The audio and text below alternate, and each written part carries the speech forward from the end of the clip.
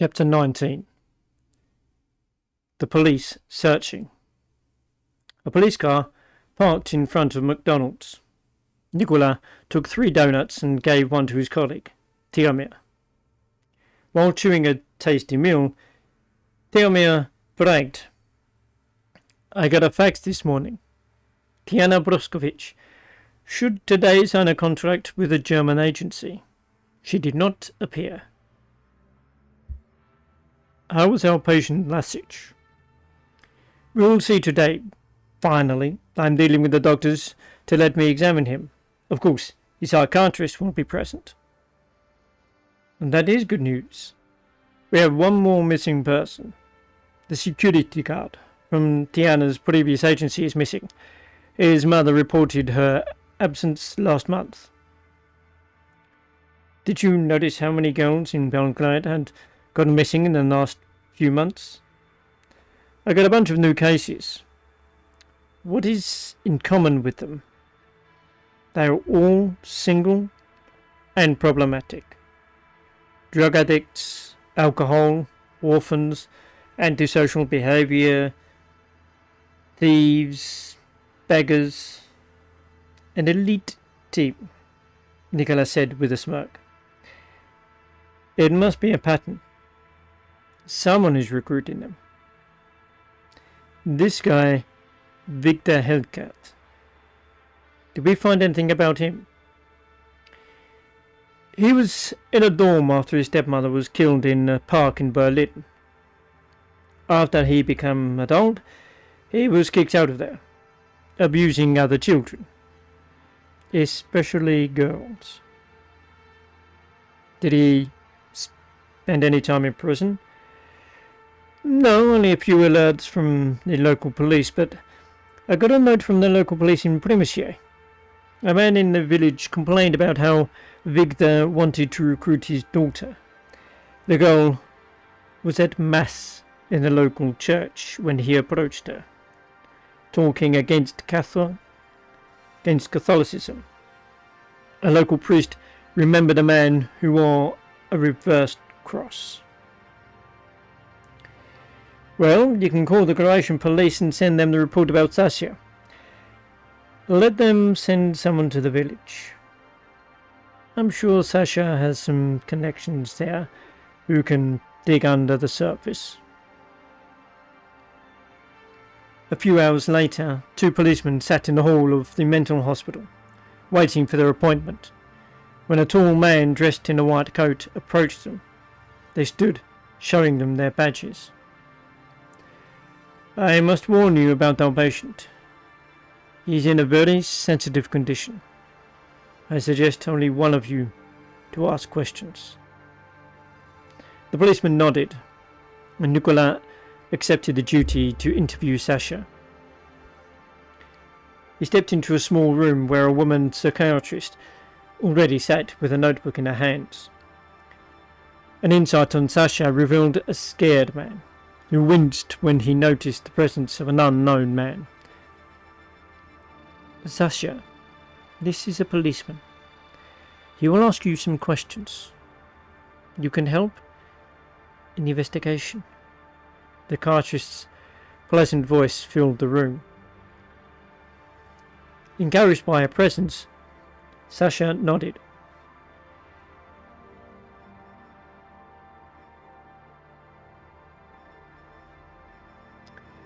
Nicola put a magazine on the desk in front of Sasha.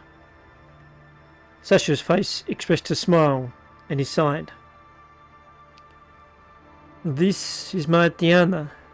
How is she?" "We don't know yet, but maybe you can help us.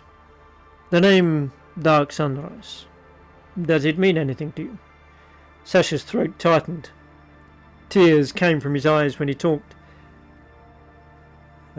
"The devil is in the forest. I saw him, and he wanted to bury me alive." Nicola slowly put a photo in front of Sasha. "Do you know him?" Sasha's fingers trembled. "Yes. He wanted to kill me. Damn demon, push me into coffee." Now, only one thing. Do you remember who else was with you? Boris, a security guy. Did they kill him? This is very useful information to us. Thanks for your cooperation. Nicola finished and turned to the psychiatrist. Stay in contact. We may need you soon. When Nicola went back to his car, the phone rang. We got a call from Croatia. Boris, the security guard, says he's trapped in the village of Primice, together with some women. We must act urgently. Collect your team and notify the Croatian police. Those suckers must be in jail by evening.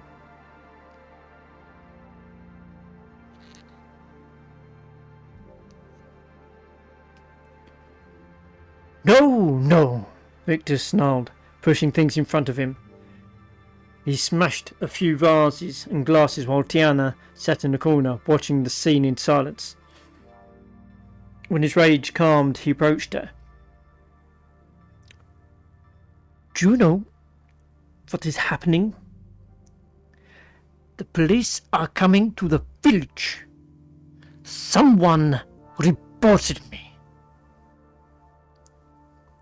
Who can this be? Members don't use cell phones.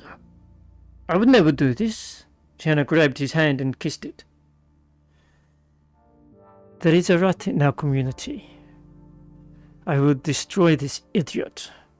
But first, we must prepare the story for the police. We must move some members out of this village. This is a smart decision. The fewer people who are here, the less information will get to the police. I will tell some women to pack things and go out. They can walk a few kilometers. My friend is in the next village, and he will accept them. Tiana sighed. Living a few months in this community had taught her to change her behaviour. She was an expert in seducing men, but Victor was dangerous. And there was no purpose in standing up against him. She hoped to escape together with him from this village and start a new life, somewhere in Germany.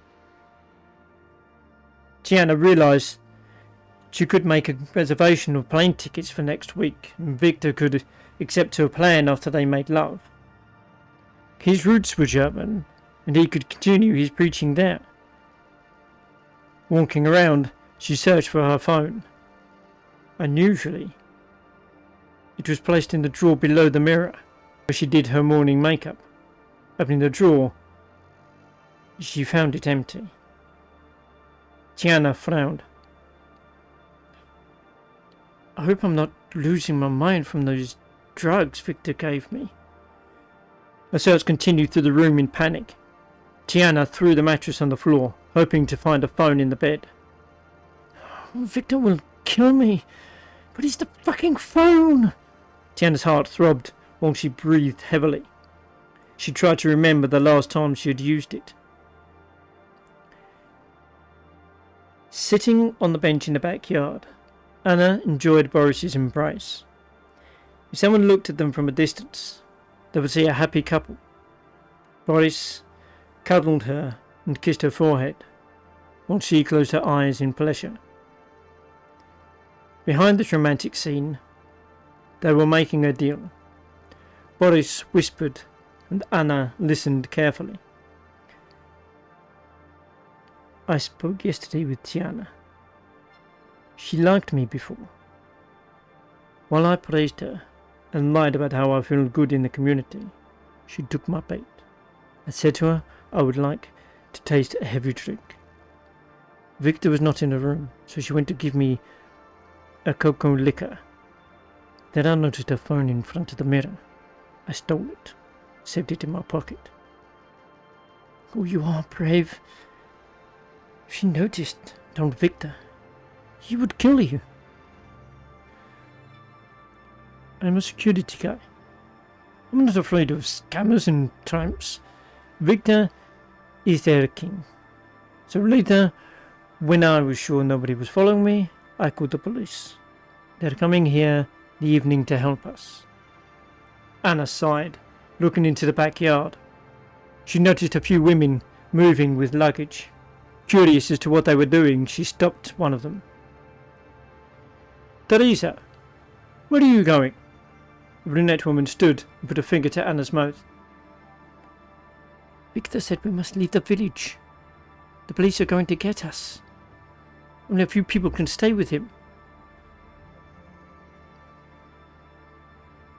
I must tell this to Lucia, Anna murmured. Forrest shook her shoulders. Are you sure we can trust her? I can't leave her here with those monsters, Anna said firmly. When she entered Lucia's room, her friend sat behind the mirror. She brushed her hair like nothing important was happening. Lucia, we must run away from here. The police are coming. I know, my dear friend, Lucia said calmly, observing her reflection. How do you know? Because I followed your lover and said to Victor the police are coming. I lied. I said I heard this from a stranger who is snuffing around the forest. Don't worry, I will not snitch on you. Anna's face had a shocked expression. You need to escape with us. No, my lovely Anna. I have some unfinished dealings with Victor. Take this and vanish from here after dinner. I will get his attention. Lucia gave Anna a map with a marked spot and said confidently, those lined marks are places with animal traps. Avoid them. Go in the shorter direction, toward the road. When you exit the forest, call for help. The two women embraced. Anna wiped a tear. I will never forget you for this favour, Lucia. I wish you luck. And call me when you get out of here. Lucia smiled. Don't worry. I'm going to catch my destiny.